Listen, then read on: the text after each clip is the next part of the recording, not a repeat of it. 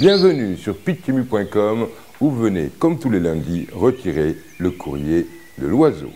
Mon oiseau m'a envoyé un courrier qui lui a donné l'impression d'être timbré en regardant du haut des cieux cette cacophonie électorale qui débute tout en nous révélant, c'est certain, un personnel politique qui semble à 1000 lieues des préoccupations des Sénégalais quant au devenir de leur commune et de leur localité. Ils sont devenus autistes, juste concentrés sur leur mafieuse combinazioni de politiciens qui organisent leur survie cathodique et médiatique, viatique pour juste 100 balles, de leur devenir. Que retient-on de cette campagne qui débute? Rien que des petits meurtres entre amis politiques, des trahisons assumées entre deux visites médiatisées chez un grand calife, histoire de parfaire la panoplie de la Travnigo, des alliances entre toutes les carpes et tous les lapins de la classe politique, des maîtres chanteurs qui pèsent 4 électeurs et beaucoup de journalistes, Wade qui arrive et qui va polluer une campagne des locales, qui peinait déjà à démontrer son utilité et son urgence en regard des enjeux nationaux.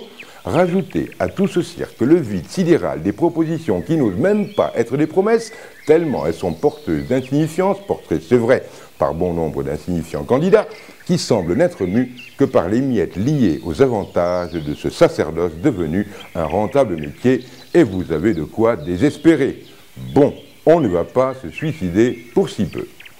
Nous semblons étourdis par ce maelstrom de promesses et de professions de foi aussi creuses que vaines et demeurons sidérés par l'insouciance et l'inconscience et des hommes et femmes qui les portent à refuser de voir la réalité en face, ne la regardant qu'en farce dont nous ne serions évidemment que les dindons, alors que depuis maintenant quelques années, le 23 juin leur en a pourtant prouvé la vitalité, la conscience citoyenne a dépassé celle de nos hommes politiques et que le spectacle qu'ils nous offrent nous fait pleurer de rire.